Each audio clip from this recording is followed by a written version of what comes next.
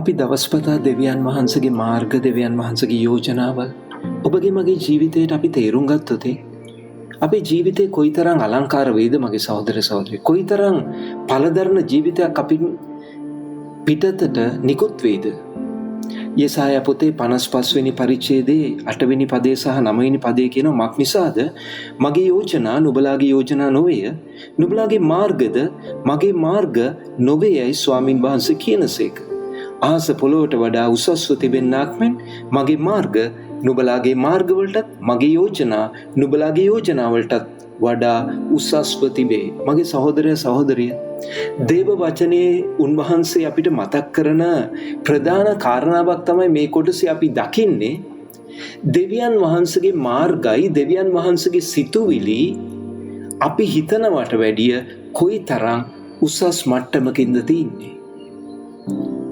මේ කොටසේ අපිට පෙන්නනවා ඒ මාර්ග අතර ඒ සිතුවිලි ඒ යෝජනා අතර ඒ පරතරය පියවන්න බැරි පරතරයකින් තියෙනවා කියලා දේව වචනේ කියනවා. අහසයි පොළවයි වගේ. මගේ සහෝදර සහෝදරිය මොකද්ද මේ පරතරයේ මැද්දේ තියෙන්නේ? අපේ පාපය, අපේ මාංශය තමයි මේ පරතරය. ඇයි දෙවියන් වහන්සේ උසස්ම මාර්ගයක් අපිට පෙන්නනවා? දෙවියන් වහන්සේ උසස්ම යෝජනාවක් අපේ ජීවිතයට මතක් කරලා දෙනවා. අපි අපේ පාපය අපේ තියෙන අසමත්කම දුර්වලකම අපේ මාංශය කරන කොටගෙන අපි දකින්නෙම ඊට වැඩිය අඩු මට්ටමේ තියෙන දේවල් නැත්තම් පොළවේ තියෙන දේවල් නැත්තම් අපේ මාර්ගය සහ අපේ යෝජනාව තමයි අපිට විශාලව පේන්නේ. හැබැයි මගේ සහෝදර සහෝදරිය අමතක කරන්න එපා යේසුස් වහන්සේ පොළවේ මිනිසෙක් හැටියට ඉඳද්දී උන්වහන්සේ ওই පරතරය පියෙව්වා. පියාණන් වහන්සේගේ මාර්ගය පියාණන් වහන්සේගේ යෝජනාව යේසුස් වහන්සේගේ මාර්ගයයි යේසුස් වහන්සේගේ යෝජනාවයි වුණා.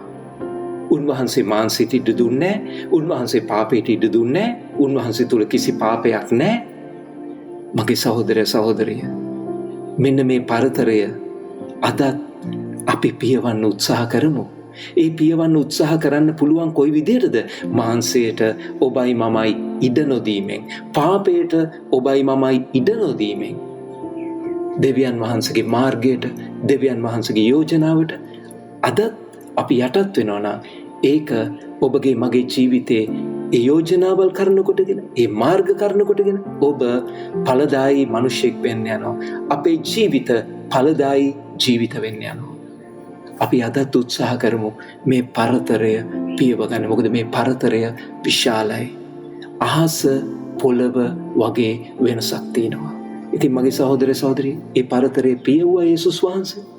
උන්වහන්සේ වෙතට අපිව ලං කරා. අපේ පාපේ උන්වහන්සේගෙන් වෙන් කළා තිබුණා. දැන් අපේ මාර්ග, අපේ යෝජනාවල්, උන්වහන්සේගේ යෝජනාවල්, උන්වහන්සේගේ මාර්ග දකින්න පිණිස අපි උන්වහන්සේ වෙතට අපේ ඇස් ඔසවමු. අදත් අපි මේ වෙනස දැකලා උන්වහන්සේගේ යෝජනාවට උන්වහන්සේගේ මාර්ගයට කීකරු වෙමු. බ්‍රිජේස් වේටයි සුබ දවසක්.